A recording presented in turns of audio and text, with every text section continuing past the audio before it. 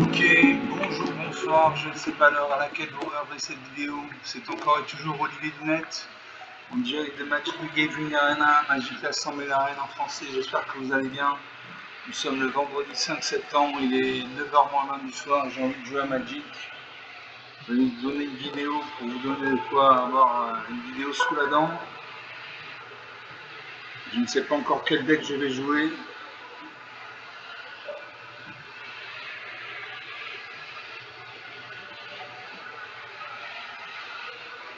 J'ai joué mon deck Angers Dragon. Ça fait un moment que je n'ai pas joué. Pourquoi des anges et des dragons? Parce que ce sont deux créatures qui ont le vol, donc c'est une capacité spéciale. Les créatures qui ont le vol ne peuvent être bloquées que par d'autres créatures qui ont le vol ou la portée. La portée, c'est comme si vous aviez une catapulte dans les mains que vous pouviez vous battre contre les créatures qui ont le vol.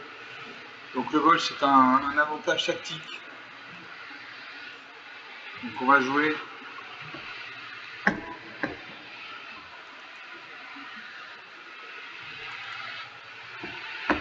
Je vais jouer contre le bot de Magic, ce sera plus facile.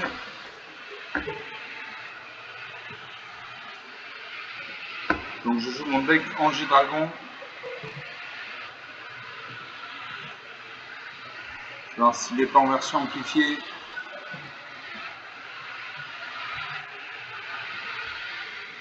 Non, ok. Donc c'est celui-là, le deck Angers Dragon. 250 cartes, dont 102 terrains, 41%. Normalement, la moyenne c'est 40%. Moi j'ai mis 41%, comme ça je suis sûr d'avoir un peu plus de mana.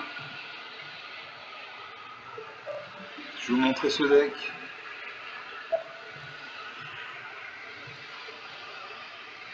Donc il y a 250 cartes. J'ai 37 anges, 22 dragons, donc ça fait 59 créatures volantes.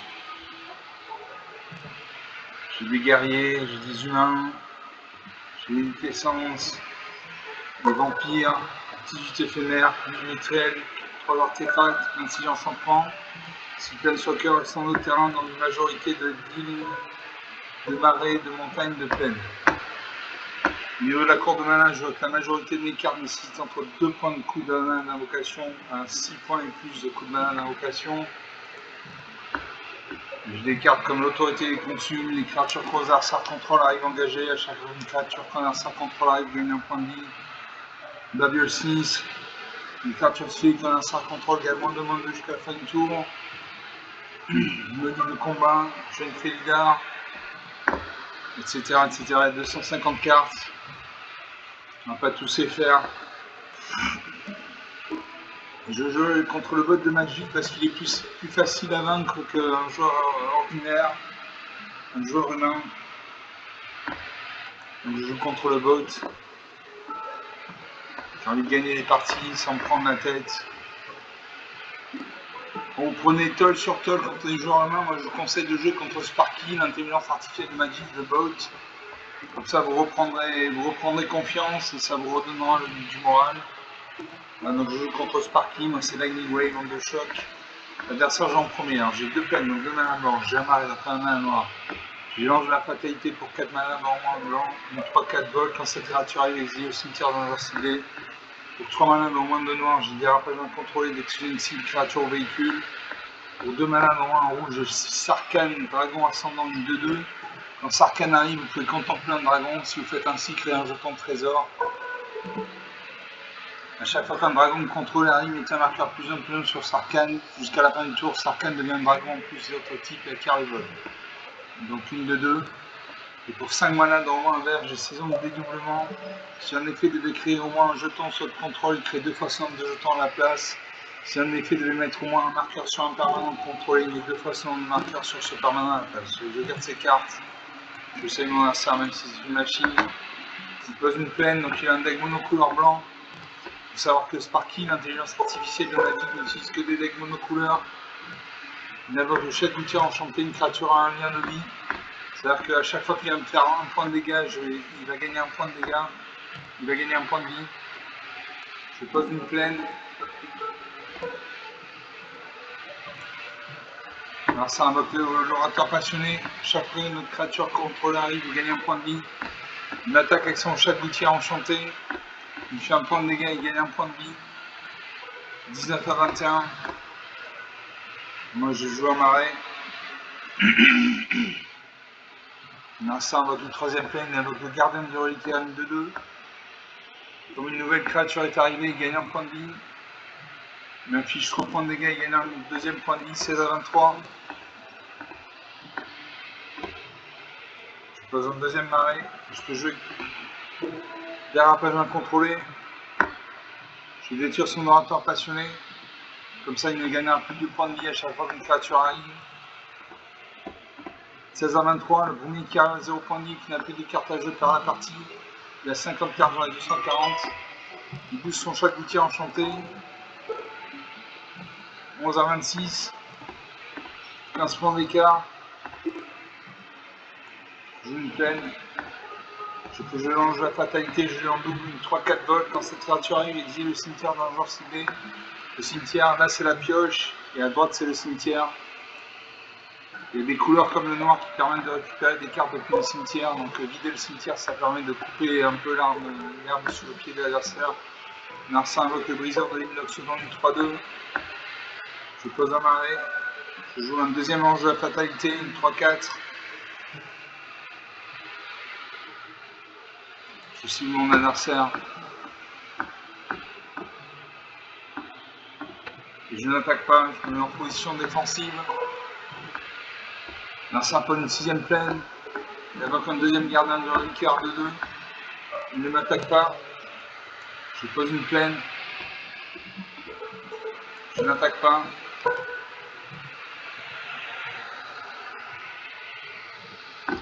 Je pose un marée. Alors, lui à chaque tour il peut me faire 3 et 4, 7 et 3, 10 points de dégâts. Moi je peux lui faire 6 points de dégâts.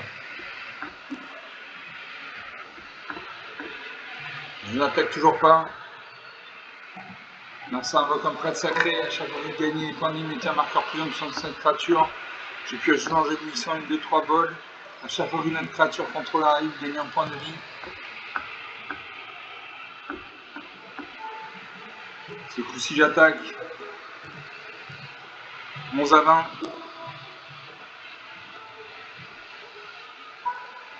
Narcissa invoque le chat du sanctuaire, une 1-2. Il attaque avec sa 3-3 et sa 3-2. Je bloque sa 3-2 avec ma 2-3. Je vais prendre 3 points de dégâts, il a gagné 3 points de vie. 8 à 23. 15 points d'écart. Je peux jouer la Séraphine de l'avant-garde, une 3-3 vol. À chaque fois que je gagne des points de vie pour la première fois à chaque tour sur les 1.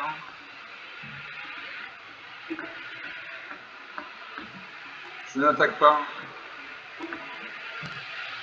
Alors ça pose une 8ème plaine, il a 8 points de mana. Je pose une île. Il me faut de la mana rouge et de la mana verte. Je n'attaque pas. Je me pose en position de défense. Narcissa invoque un chat d'outil enchanté. Comme il en a déjà, son premier chat d'outil enchanté passe de 3-3 à 4-4. Et je peux jouer Adjani, meneur de la bande. Un Planeswalker, un incanteur de plaine. C'est comme si vous avez un deuxième joueur à vos côtés qui jouait. Vous voyez en bas à droite, il y a un 4, ça veut dire qu'il a 4 points de vie. Et il gagne, il perd des points de vie suivant ses actions. Et il peut être attaqué par les créatures de l'adversaire. Donc il gagne un point de vie par exemple quand on cible une créature, quand on met un marqueur plus 1 sur elle. Il perd 3 points de vie quand une créature ciblée acquiert le vol et la double initiative jusqu'à la fin du tour. Et il perd 8 points de vie quand il crée X jetons de créatures de 2 blanches, chat, X étant le total de points de vie. Donc je joue Adjani. Je vais tout de suite l'activer, je vais lui faire gagner un point de vie, je cible une créature, je mets un marqueur plus 1 sur elle.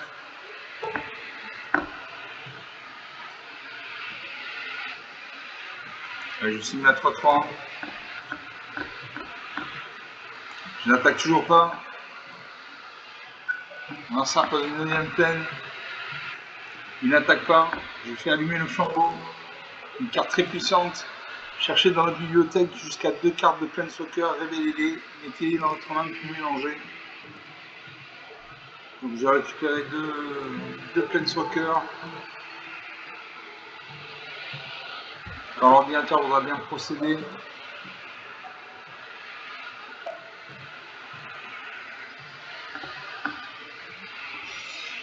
Alors j'ai Chambra, chosseuse d'étincelles,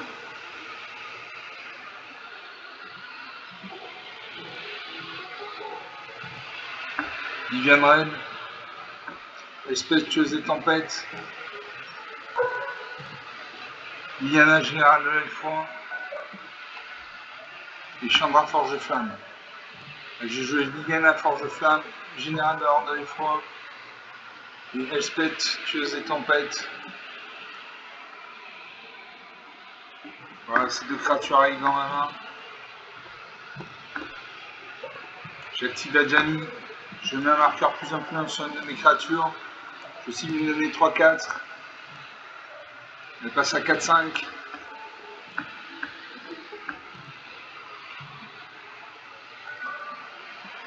Je n'attaque toujours pas.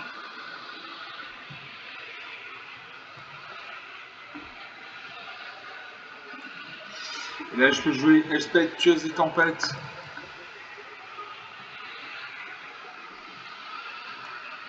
Donc, si au moins un jeton devait être créé sous votre contrôle, 2 fois ce nombre de jetons est créé à la place. Espèce gagne un point de vie en créant un jeton de créature 1 blanche soldat. Il gagne 0 point de vie quand je mets un marqueur plus influent sur chaque créature que je contrôle. Je crée 2 jetons soldats. Espèce gagne un point de vie, elle passe à 6. J'active la Jani.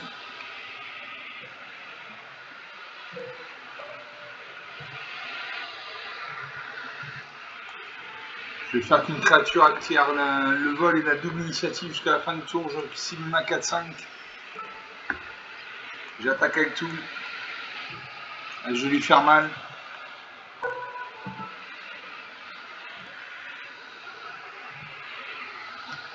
Voilà, 8 partout. La partie est relancée. Et ça un attaque. Je bloque ça 4-4 avec ma 1. Une de ces 2-2 avec ma 1. Et je vais prendre 4 et 1, 5 points de dégâts.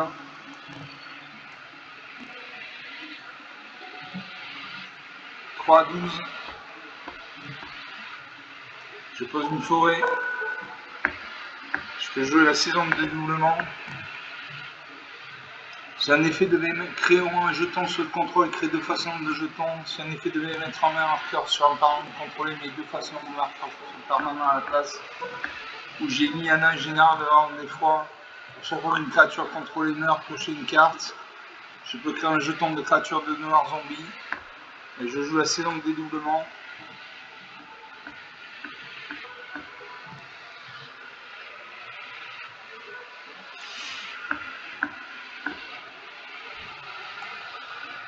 J'ai 3 créatures.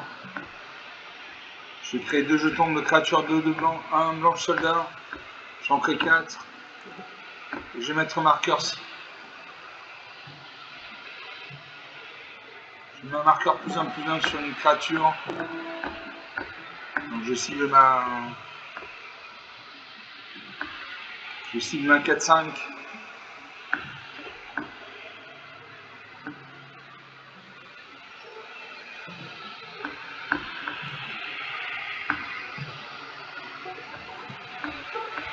Et j'attaque avec ma 6-7.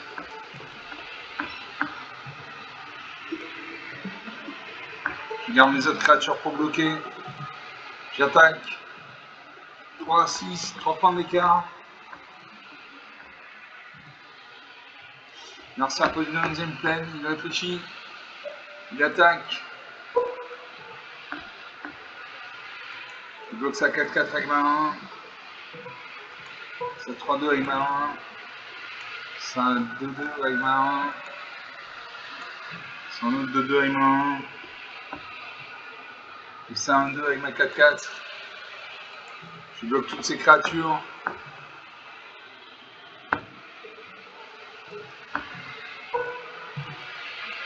On va voir ce qui va se passer. On a ça attaque. 1 à 10. Je pose un marée, je peux jouer Liliana Générale de l'Ordre des Froids.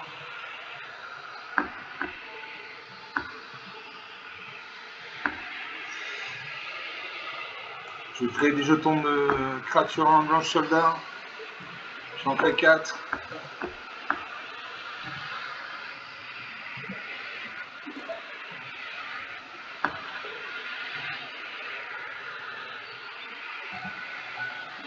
Je vais faire perdre 4 points de vie à Liliana. Je vais sacrifier 2 créatures de son choix. Donc moi je choisis 2 jetons. Alors, il n'a plus que 2 cartes sur le champ de bataille. Je pioche 2 cartes.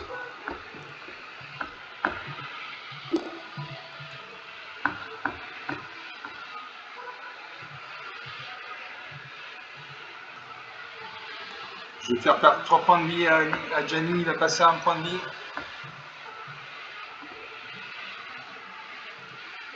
Je mets la double initiative sur ma 6-7. J'attaque avec tout. Et là, il devrait mourir. Il n'a pas de créature, il le vole la portée.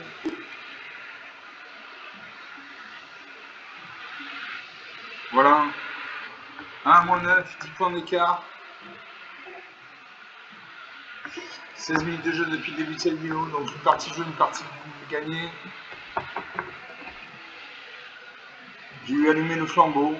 Chercher dans la bibliothèque jusqu'à 2 cartes de Planeswalker révélées, mettez-les dans le plus mélangé. Donc j'ai eu 3 Planeswalker qui m'ont bien aidé. Donc une partie jouée, une partie gagnée.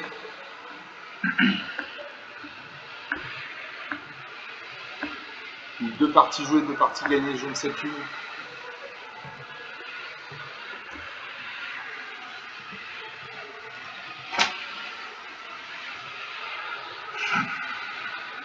On va faire une 3e ou 4e partie, toujours contre le bot de Magic.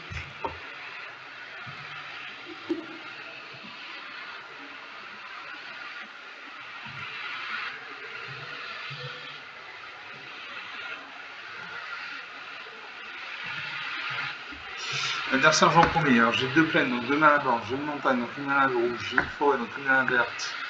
J'ai siphonné le carburant pour 5 manas, dont un blanc, un noir, une créature ciblée également 6/6 jusqu'à la fin du tour, vous gagnez 2 points de vie. Pour 3 points de mana, dont un rouge, une dragon et créature des feux, une 2 de vol. À chaque fois que vous lancez un sort non créature de dragon, cette créature inflige une blessure à chaque adversaire. Et pour 6 manas, dont moins de 3 verts, j'ai marche du monde. Les créatures contrôlées ont une force et une endurance de base de 6/6 et sont des limons en plus de notre type. A chaque fois qu'un adversaire lance un sort, si ce n'est pas son tour, vous créez un jeton de créature trottoir verte éléphant. Je garde ces cartes. Je salue mon adversaire même si c'est une machine. L'adversaire pose dans l'arrêt, donc il a un deck monocouleur noir. Et je joue une montagne. J'ai 2 cartes qui nécessitent de la mana rouge. Alors ça invoque le Lusram d'Alaki humain. À chaque fois qu'une créature qu'un contrôle meurt, mettez un marqueur plus un sur cette créature. Je joue un marais. Siphonner le carburant nécessite un point de mana noir. Alors ça prend un 3e terrain noir. Il invoque le zombie dévastateur, il m'attaque. 19 à 20. Je pose une plaine. Je peux jouer le dragonnet cracheur de feu. Une 2 de vol, à chaque fois que vous lancez un sort non créature de dragon, cette créature inflige une blessure à chaque adversaire. Alors ça invoque le Vaurien Crowine de 1. Il va attaquer. Il invoque un deuxième Lusram de Nakir. Il m'attaque avec sa 2-2. Je ne bloque pas. Je n'ai pas envie de sacrifier mon dragonnet. Je pose une deuxième montagne. J'attaque. En face, il n'y a ni le vol ni la portée.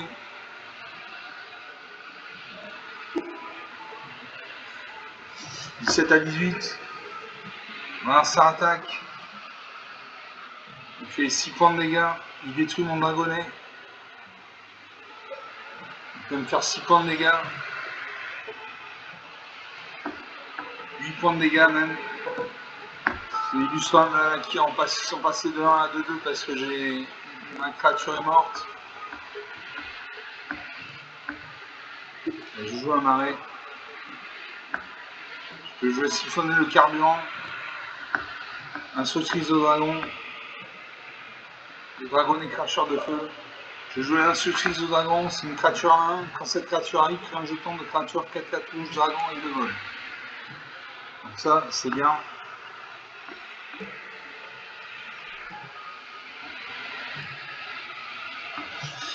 En salle de jouer, il fait une fracture ouverte, il détruit ma 1. Comme j'ai une créature qui est morte, c'est juste qui sont passés de 2-2 à 3-3. Il n'attaque pas. Je peux jouer siphonner le carburant. Je détruis une de ces 3-3. Je vais gagner 2 points de vie. 11 à 18, plus que 7 points d'écart.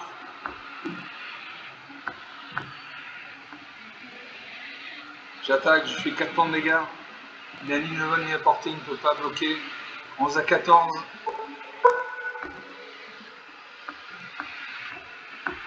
Marcel invoque un deuxième pour rien, Crova 2-1. Il va attaquer. Il va me faire 7 points de dégâts. 4 à 14, 10 points d'écart. Je pose une plaine. Je peux jouer la couvée de la tempête disruptive, une 3-3 vol quand cette créature arrive, détruire jusqu'à une cible, artefact ou enchantement. Ou le dragonnet cracheur de feu. Je joue la couvée de la tempête disruptive, une 3-3 volante.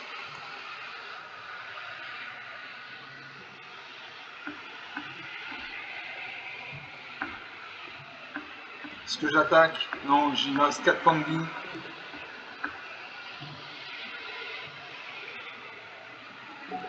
Il me reste 4 points de vie, il a 4 créatures. J'ai 2 créatures, donc je ne peux bloquer que 2 de ces créatures. Donc je n'attaque pas.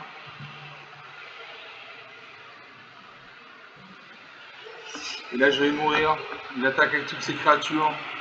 Je bloque à 3-3 avec ma 4-4. Une 2-2 avec une 3-3.